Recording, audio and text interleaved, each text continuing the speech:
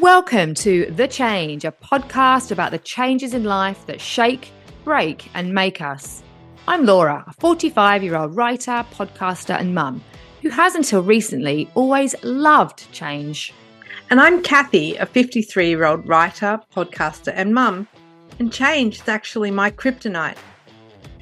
We acknowledge the traditional owners of country throughout Australia on which this podcast is recorded and recognise the continuing connections to lands, waters and communities. We pay our respects to Aboriginal and Torres Strait Islander cultures and elders past and present. Hey Cathy, how are you? I'm really good. Recovering from a sore throat, but, so it's a bit gravelly and stuff, but apart from that, really good. Gravelly. Ah, yeah, my sexy voice. So tell us, who have we got on today? Today we have Kerryn Mayne. She's a Melbourne-based author, former wedding photographer and current police officer. When she's not working, attempting to solve crime, she's writing about it or preparing an endless stream of snacks for her 4 kids. 4. She's 4. She's incredibly busy. Lenny Marks Gets Away with Murder was her debut novel, released in February 2023. Lenny Marks was shortlisted for a Ned Kelly Debut Crime Award, an Indie Booksellers Award, an International Thriller Writers 2024 Best New Novel Award, and an ABIA Award for the Matt Richel Award for New Writer of the Year. Basically, she's been nominated for a lot, but she hasn't won any awards, as she's written. Lenny Marks Gets Away with Murder will be released in the USA with St. Martin's Press July this year. And Joy Moody is Out of Time is her second novel and was released with Penguin Random House Australia on 27th of February 2024, which also, incidentally, is my son's birthday. A huge change welcome to Kerryn. Hey, Kerryn, how you going? Good, thanks. Thank you for having me on. No worries. Thank you. Thanks for coming. So we'll just jump straight into the questions. I was hooked when I read the first line of a weekend paper article. I recall my reaction to being told we were pregnant with identical twins all too well. It was something along the lines of, "This is great for committing crime." The sonographer, rightly so, looked at me as if he was doing an ultrasound on Tony Soprano. I'm going to say, for me, when I was told I was having identical twins, that was not my first reaction. I've got 2 heartbeats, I cried, and I couldn't process how I would be able to do it all. And I only had 1 older child, and I was working part-time as a teacher at the time. But now I've read your bio, and I feel decidedly lazy. You are a police officer, a mum to 4, including twins, and you've written 2 books. How do you fit it all in? Look, I've overcommitted a little. I think it's fair to say. No.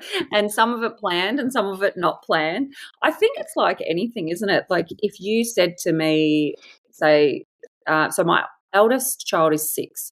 So say 7 years ago, you went, in the next 7 years, you're going to have 4 kids, and blah, blah, blah, blah. I would have gone, no, thanks, actually. What I might do is book a trip to Italy and not get married. And, I knew I wanted kids and I'd met my partner and stuff, but it would have just been like, that's a lot to deal with. But it's like anything, you just get there like bit by bit. And what other option do you have, in the end? And when I try and break it down, and I do quite often think, okay, what can we peel back here to make life like any smoother, calmer? Like, are we doing unnecessary things that we don't have to do? Because obviously it's, you've got the kids, but then also there's all of a sudden, hey, Wednesdays, my daughter wants to do drama after school, and I don't want to say no to that. But I kind of want to say no to that. Totally. So it's there's a lot going on, but also I really didn't expect to throw into that mix in that period of time that I would get offered a contract with Penguin to write 3 books in the end. It was a 1-book deal for Lenny Marks Gets Away with Murder, which was my first, and I got that book deal pregnant with twins, and then I didn't tell my editor I was pregnant with twins because I thought, what if she thinks I can't do it? She doesn't know me. Like maybe she'll just go, oh, that's a bit risky. So I told her after I'd submitted my final edits, and because everything was like this, because it was all Zoom, and I'm like, oh, by the way, Yeah, you just stood up. August, I'm busy. So, Oh my God. but it all kind of just rolled along and panned out, and yeah, like my husband is incredible, and some of it is like, I picked a good partner, like that's a good start, but also they are his children too, and it is his household too. So there's also just that expectation that, well, we've got to it's teamwork. We've got to pull the load together. We did have that conversation I can't remember what morning it was this week, and I said, good teamwork this week because we've had gastro in the house. Oh, I know, and every parent, like it just hits different once So, and school holidays. So we just had like one twin didn't get it. And I don't know why. Is she invincible? Is she just like, does she lick enough things? She's just immune. Yeah.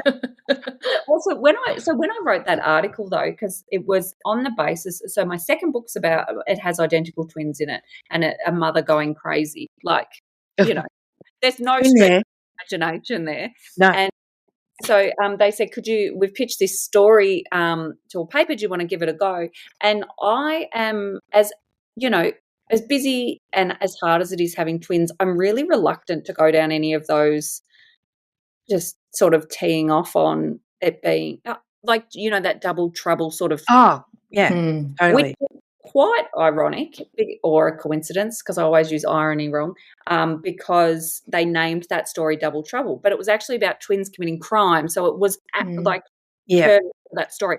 But I really wanted to put the spin on it that, this is what it was. And the contact I had from people that had twins or are yet to have twins, or like yourself, Cathy, was incredible. Like anything else, apart from the books, like I've written a few little bits and pieces to promote them.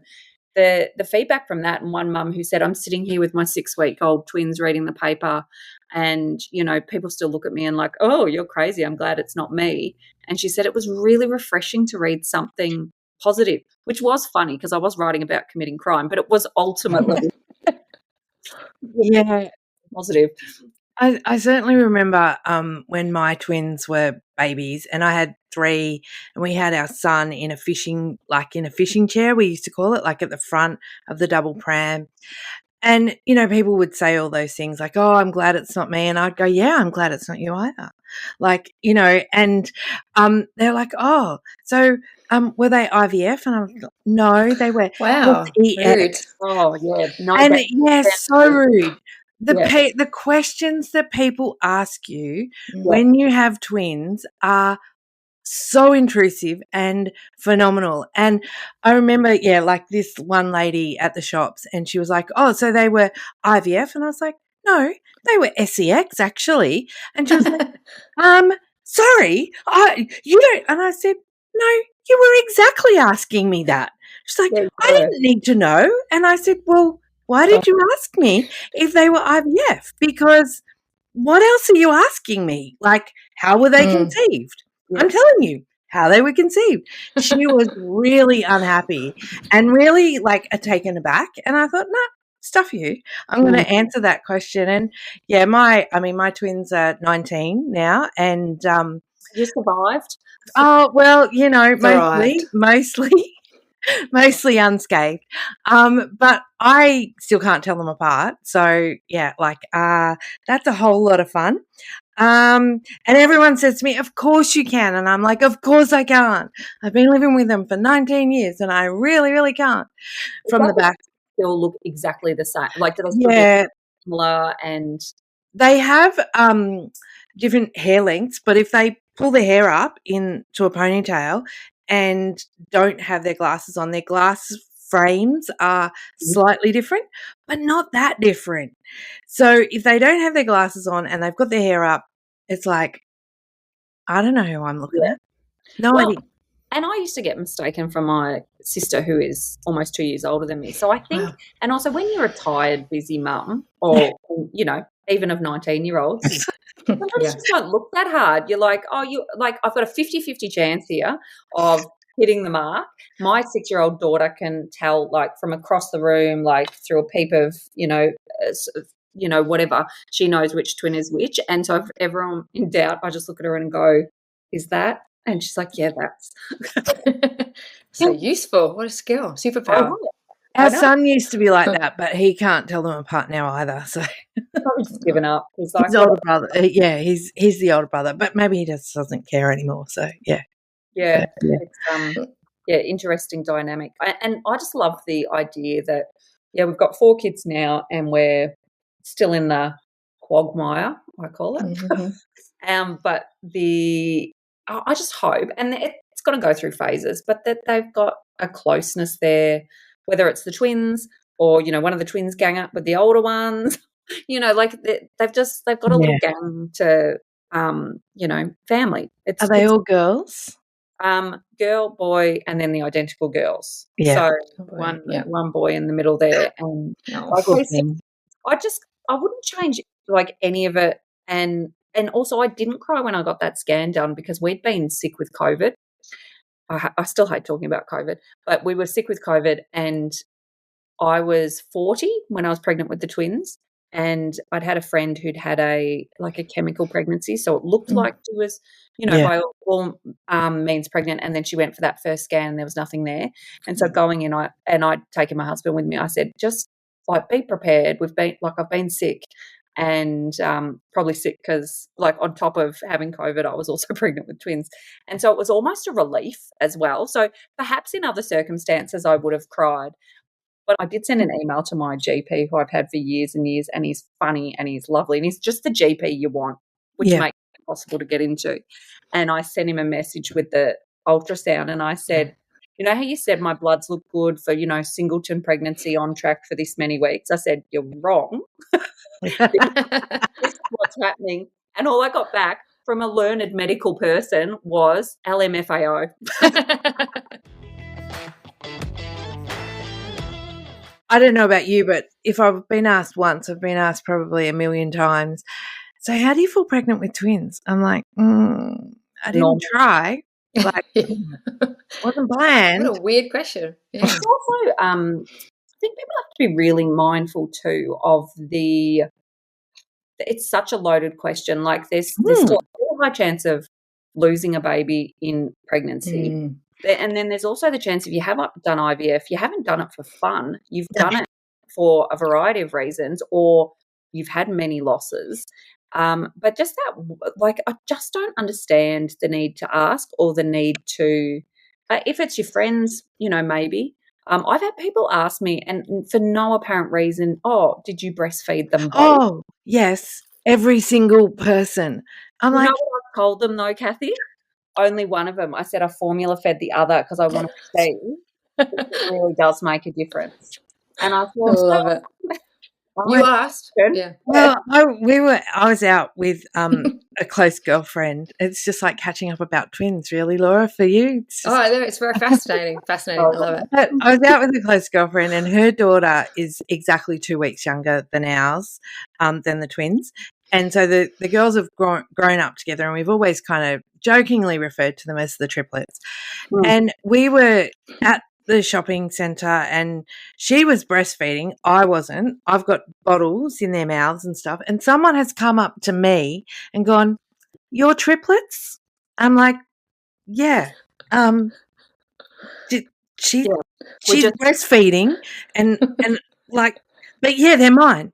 And we kind of looked at them and went, "Yeah, different dads." Bring back.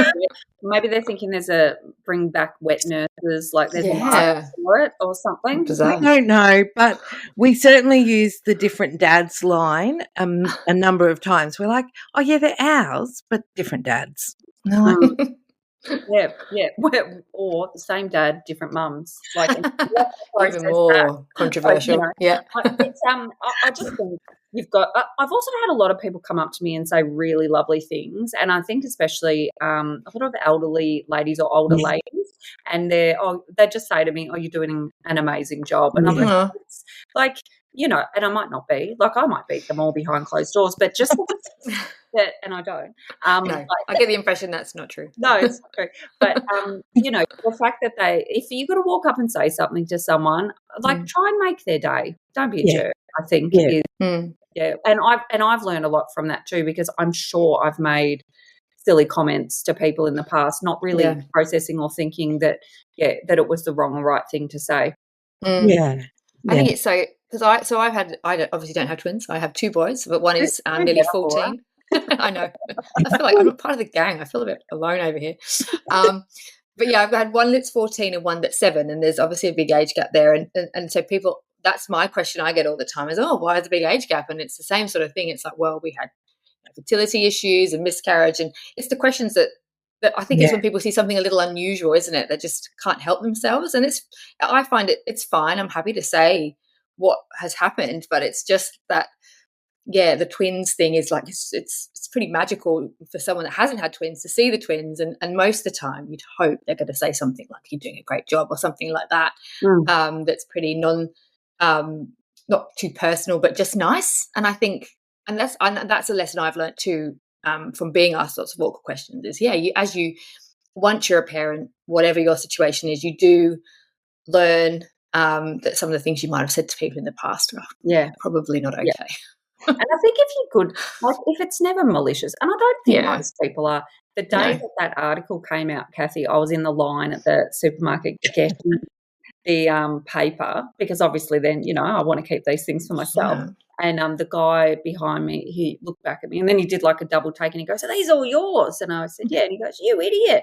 I'm like, "My kids are right here, mate." Like, he's saying, like, and then he tried to kind of redeem it and have a conversation with me, and I'm like, I think he was trying to get, you know, sort of that bit of Aussie, you know, humor, but I just went like, and I looked bad that, like, I just sort of dragged him over there that day. I thought, go get coffee, mate. Like, absolutely. It is hilarious. So that is wild.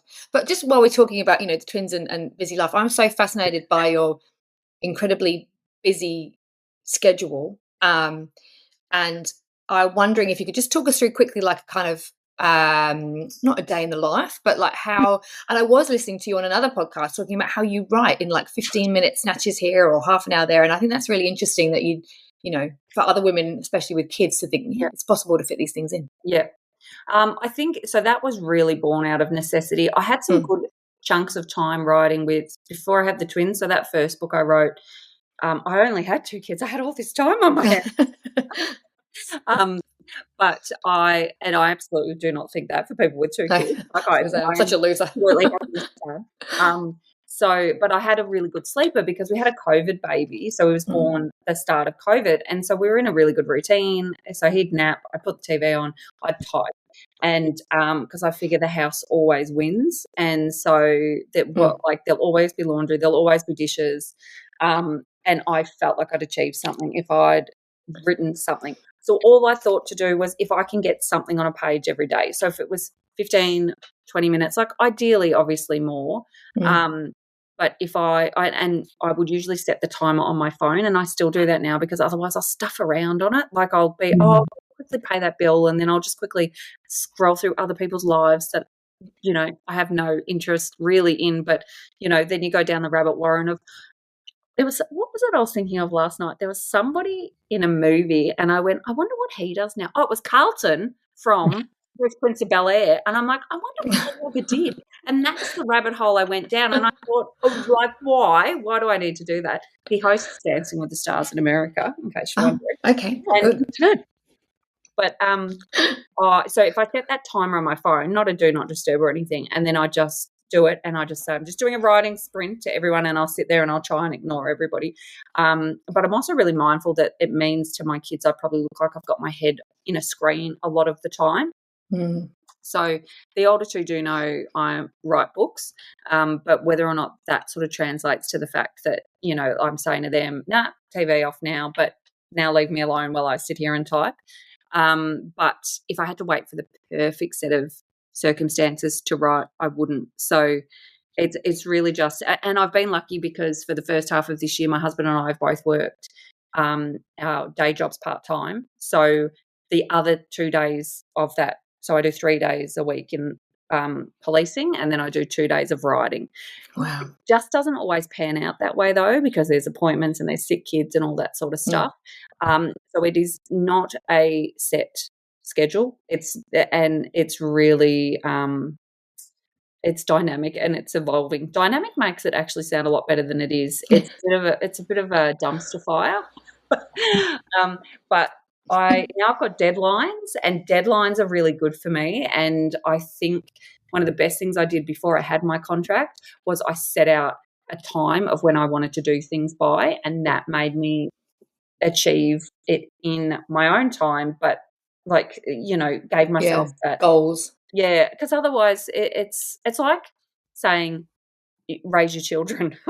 Like this is just an ever evolving goal, like you need those little if we can get to lunchtime, let's all have a chocolate or something. I don't know. So I just gave myself little goals and little, set them along the way, and then magically got published, and now somebody else gives me deadlines.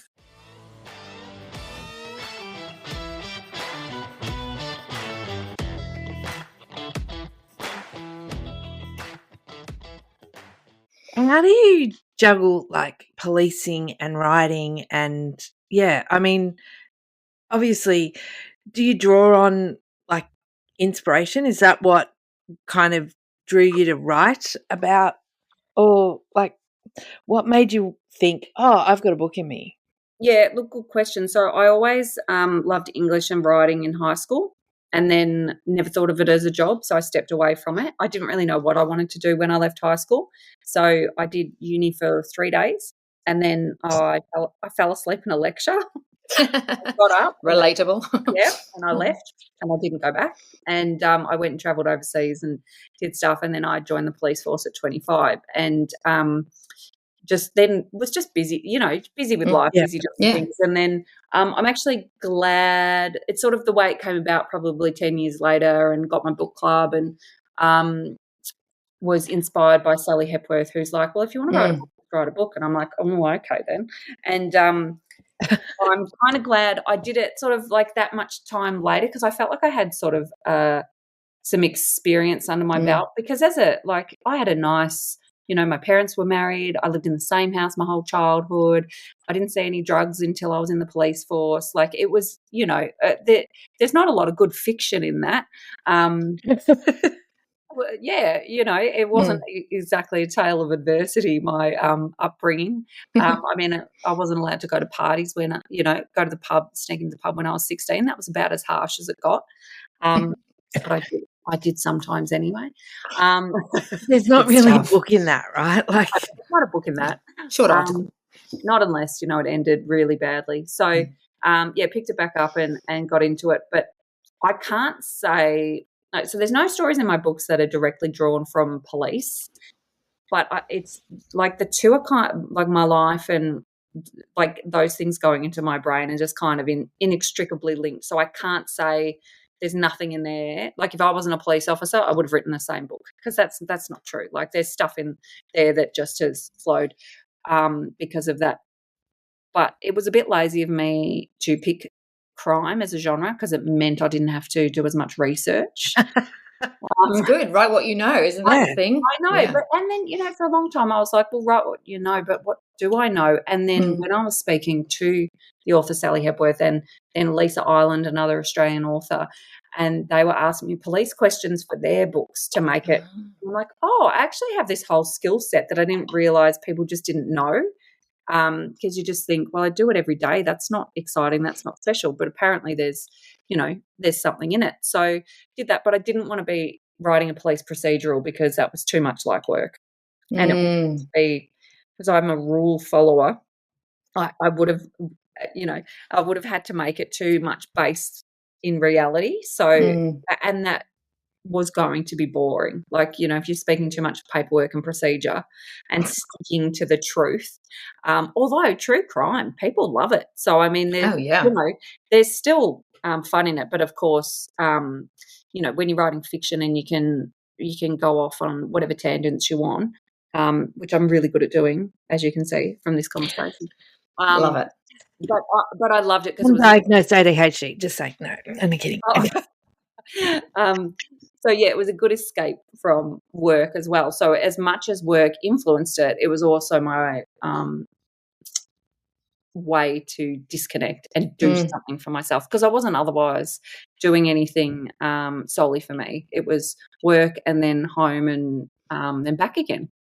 Yeah. And did you start by writing the full book or doing a chapter or coming up with the idea? What was the process just in sort of getting that over the line? So right at the start, I just workshopped a whole heap of ideas. So I just kept writing down, I think I said, write down 20 ideas and then see which one you like the idea of.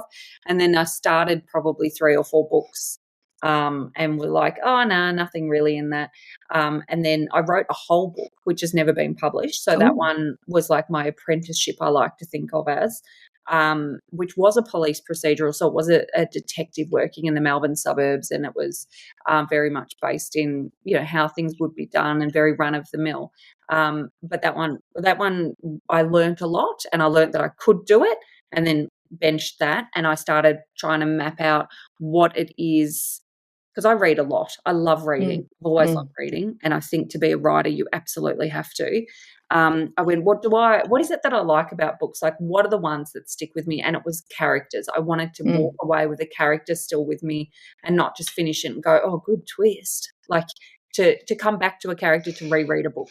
So I went and kind of delved into what characters I liked and who I could create that people might want to imagine being part of their lives. And I'm really proud of the character in the first book, because the feedback I've got about Lenny Marks has been, just people that say, I don't think they realise how big a deal it is to me, oh, Lenny will live rent-free in my head for, the foreseeable future. And I'm like, that's exactly what I wanted.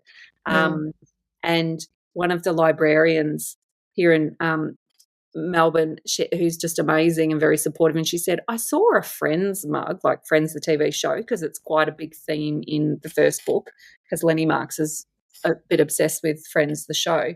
She said, I saw a Friends mug and I wanted to buy it for Lenny, and then I realised she's not a real person.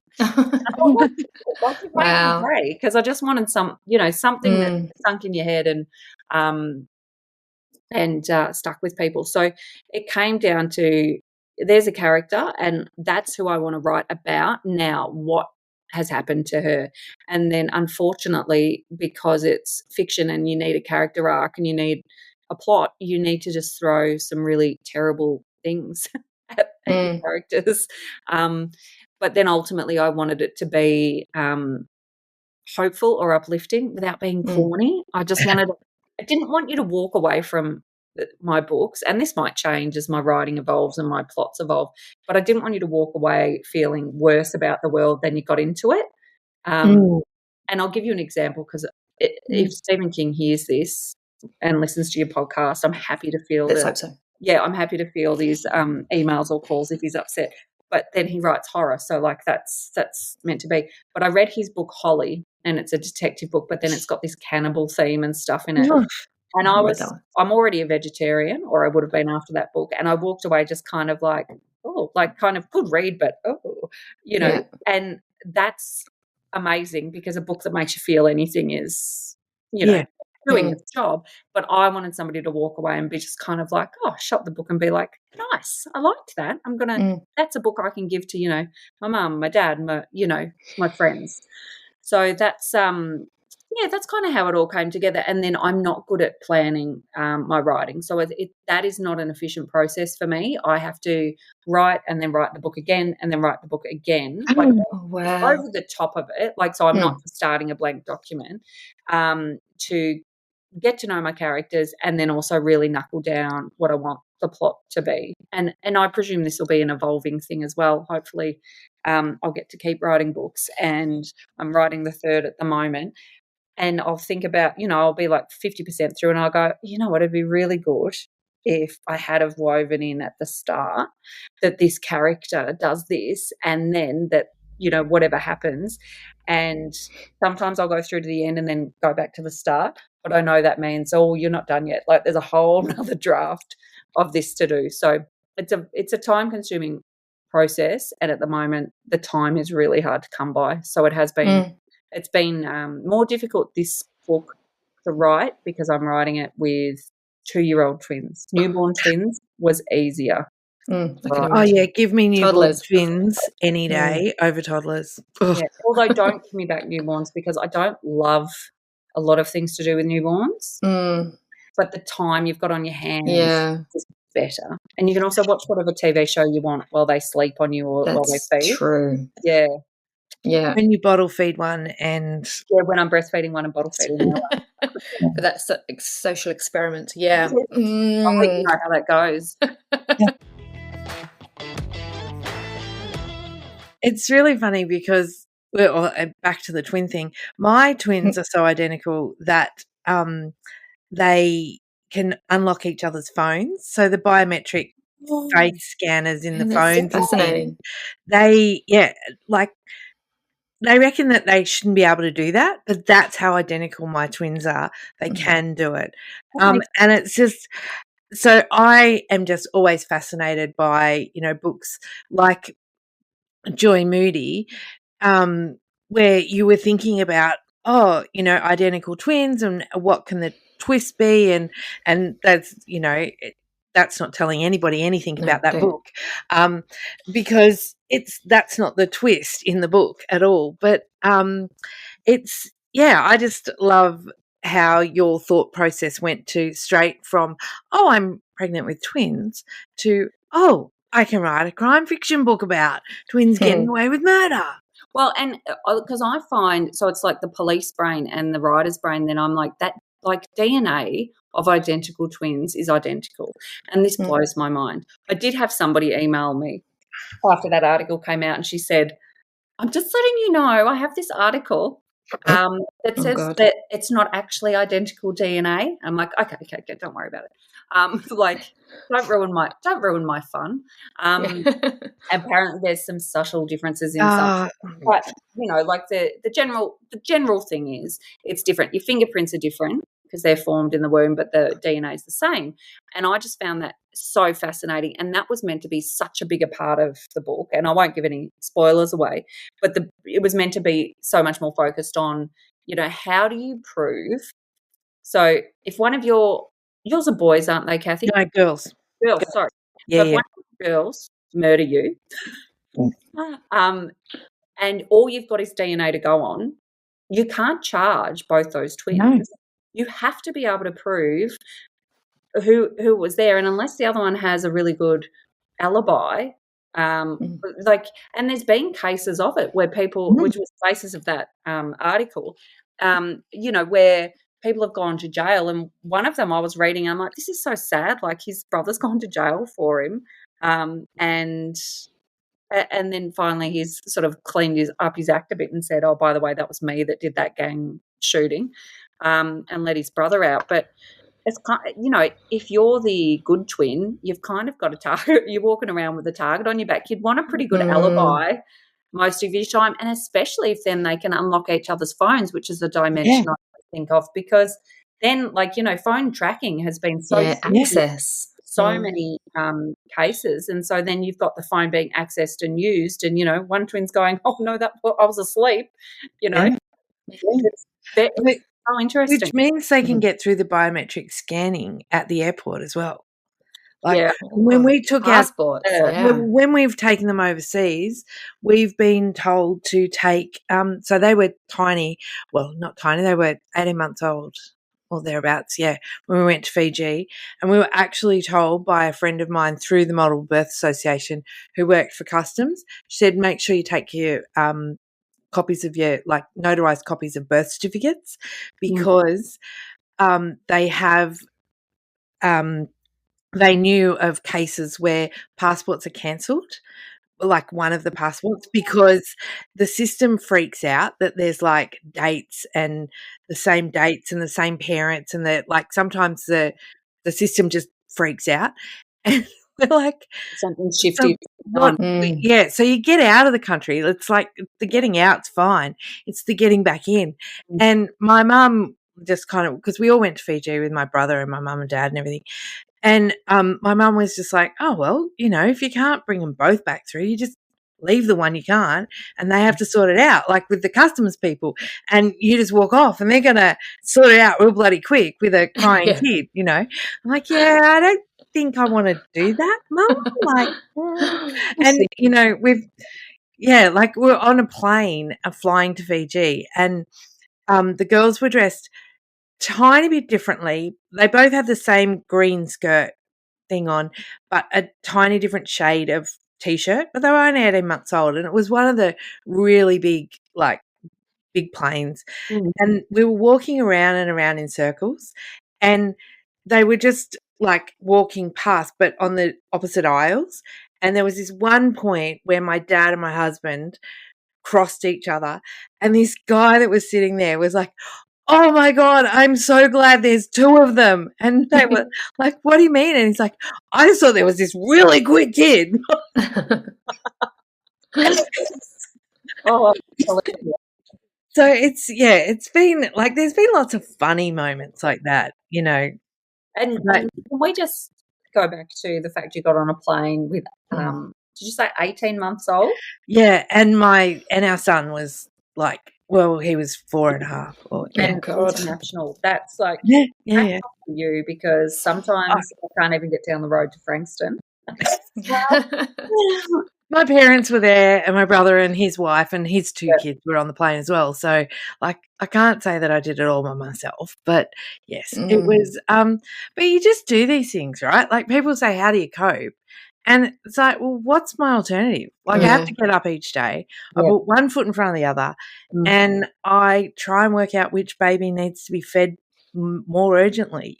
Like, you just do it. I don't know. Tired somewhere, it might as well be somewhere tropical. Yeah, that's true. You think at any point you've switched them and never switched them back? Oh, gosh, we've been asked this question so many times. And, look, I can't honestly say with hand on heart, no, that we definitely haven't. 100%, I can't. I don't know. No, that's fair enough. We could have easily, but now they know, like, Charlotte knows she's Charlotte and Lily knows she's Lily. Now they know. It's a very small window of time. This could probably happen. But we could have very possibly done it when they were babies. But we had bracelets, bracelets on their wrists, and for a long time, probably not that long, probably only 6 weeks, but it felt like it was a long time. They were on the same. We had them just on the same arm, and my mum said to me, "You're never going to be able to tell them apart in photos."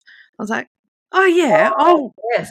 I was like, I remember that they, that Charlotte always wore pink and Lily always wore purple. And she's like, no, you won't. I was like, oh, okay, yeah. And she's like, so why don't you put Lily's bracelet on the left? So that was what we did. So it was like Lily left. And throughout school and things like that, the girls went to a school where it was like a no jewelry policy in primary school. And the principal said, so no jewelry. And we're like, yep, no worries. Like, and he's like, so that means they can't wear their bracelets. And I'm like, that's fine, but it's on you to work out who's who. Yep. And they are really close, and they will not be going in separate classes. And they're both in uniform. Yeah. Yep. All of that. And he was like, nah, we've got this. And I was like, no worries, Mr. Heffernan, no worries.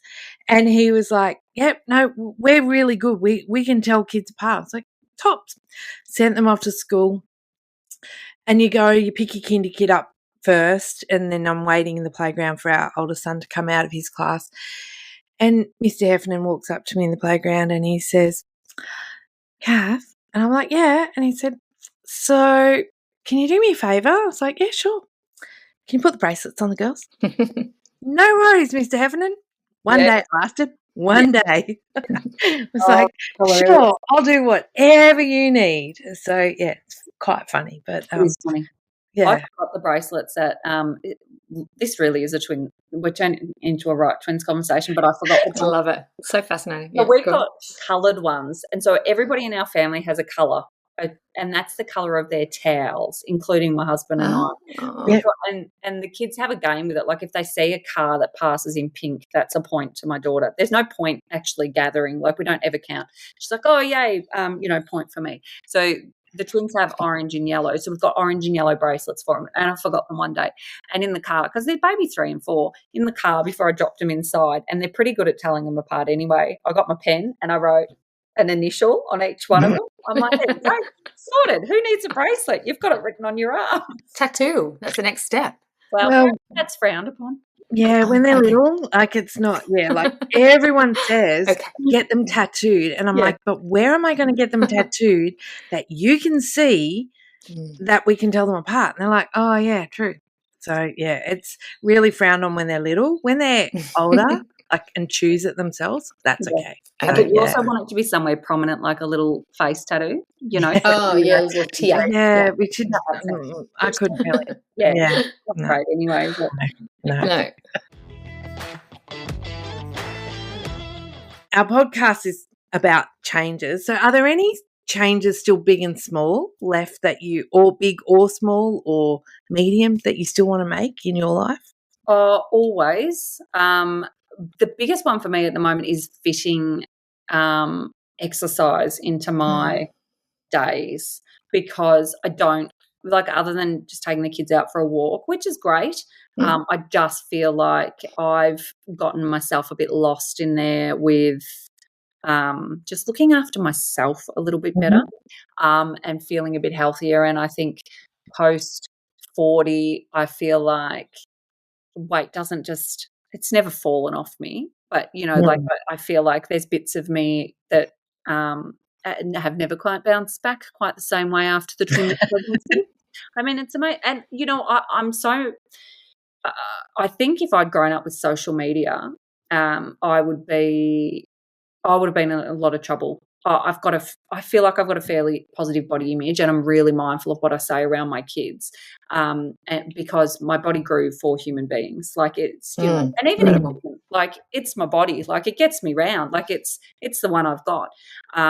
So I'm very mindful of not saying things, but I want to be able to, run around with the kids, and I also want to be able to put my headphones on, listen to some music, and go for a jog or something with no one. Not feel like to be a family walk every time, because that slows you down. Yeah. And it's not fun. It's not, Laura and I were talking the other day that we need to, as adults, kids play all the time, but adults, we don't program rest and we don't program play, and we really need to put those into our days so that to look after ourselves and rejuvenate ourselves. Yeah. So, yeah. It's funny that you say that, because I was thinking about that with the kids, because I went, you guys are just active all day. You don't need to, exercise per se, because your days are full of, your schoolyard and busy and activities and stuff like that. And I know why we don't do it as adults. We've got shit to do. And, by the time you get home from work, especially this time of year, and it's dark and it's cold and it's all the things. Yeah. But definitely I would like to fit something into my weeks that make me feel like I've done some sort of movement. That's a good achievable goal. I reckon you can do it. Yeah. And help, just to stay healthy forever. Yeah. Yeah. Yes. Yeah, that's right. It's not about visuals anymore. It's about just being healthy and strong. And, exactly right. Yeah, being able to do things. And I don't want to sneeze and blow my back out or something. Oh my God. Yes, I've been there. Back to the wall. Oh my God. I bent over and did the other day. So I can. It's never the cool thing that you do. No, never. It's always skiing or something. Yeah. It's going to be something, and it'll also be something that you probably didn't even need to do, and so you're like, I just really regret that completely. Yeah. Totes. I did that to my neck the other day. I looked up to shut my car boot, did my neck. Just ridiculous. I fell over crossing the road. Remember earlier in the year, I was walking across the road, walking upright, next thing facing the ground. Wow. Just true. Just all over. Goodness. Wow. Yeah. You might need to get yourself old. Oh, no, you're not. It's just that, getting older. And you know you're what? busy. That's it. When we're busy and we're not paying attention, and when Mm. Down we go. And then it's always just more embarrassing usually than it is Yeah. hurt. Yeah, totally. Yeah. Yeah. All right, Kerryn, very final last question. We've enjoyed this chat so much, but It's been so much fun. Thank you. Finally, because our podcast is called Change, which Yep. is in part reference to the midlife experience of all women, perimenopause, menopause, whatever we want to refer to it as. What's your feeling? You're probably not quite there yet, but what is your feeling towards the change that's sort of forthcoming for you? So it's a funny one. In my family, Mum never spoke about it, and this may be a generational thing, but it was sort of, I don't know whether she sort of wasn't the done thing to talk about. So it's all a bit of a mystery to me as to whether or not she did it hard or not. I've got a good supportive group of friends and people, so I'm hoping we'll just lean on each other and hopefully it'll be all right. I feel in a really good place in my 40s, much more confident in myself, and like I've mostly got my shit together and achieved some things that I wanted to achieve. So I'm all for it. Just onto the next chapter, and hopefully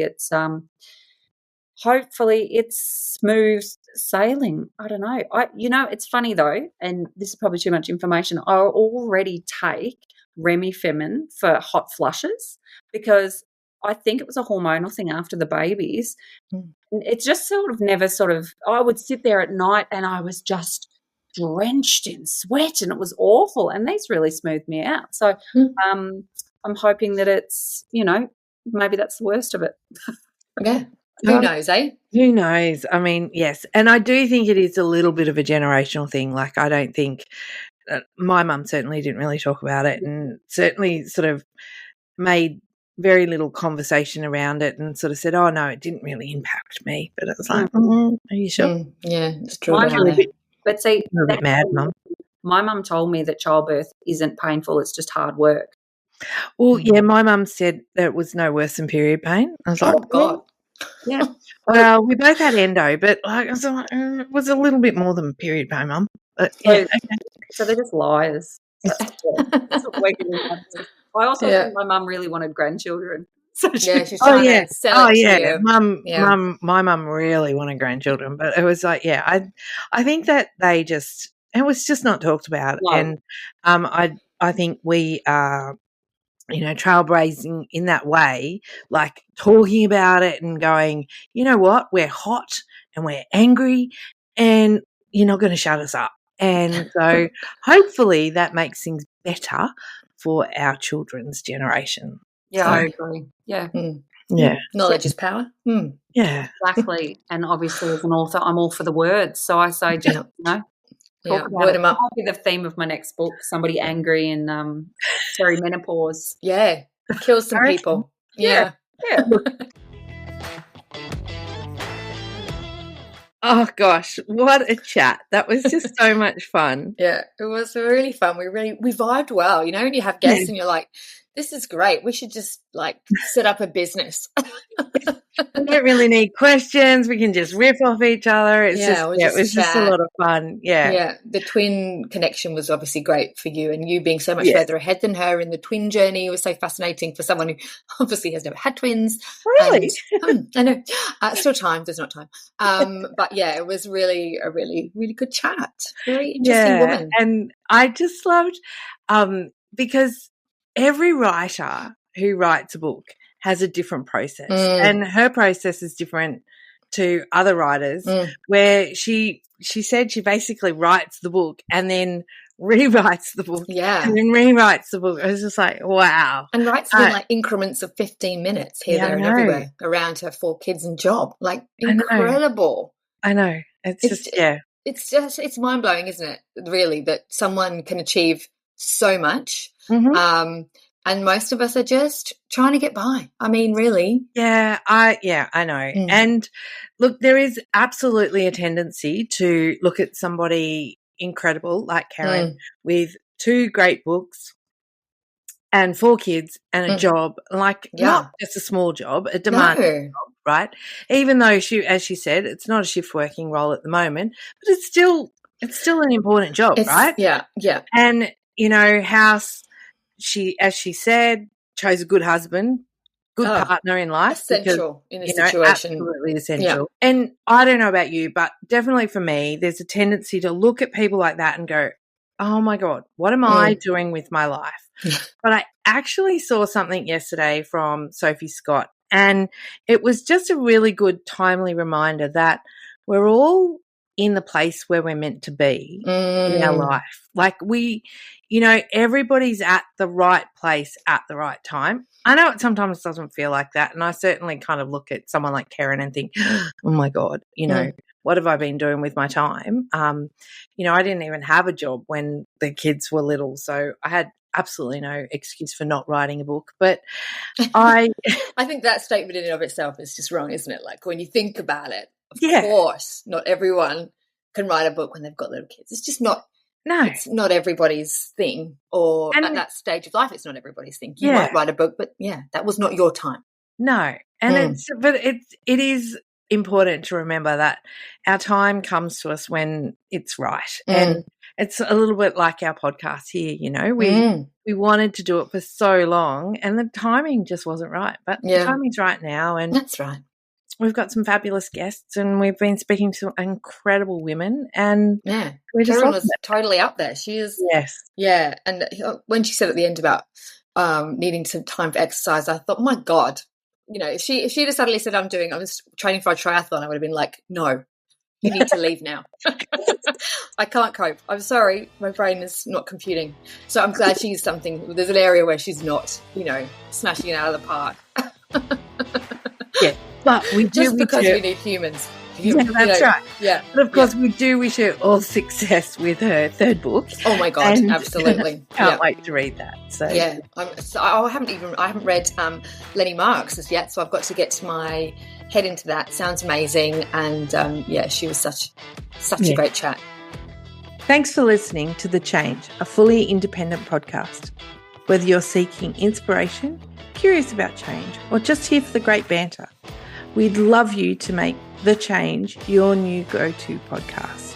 And even better, send us your voice notes or questions about change. We'll use them on the show.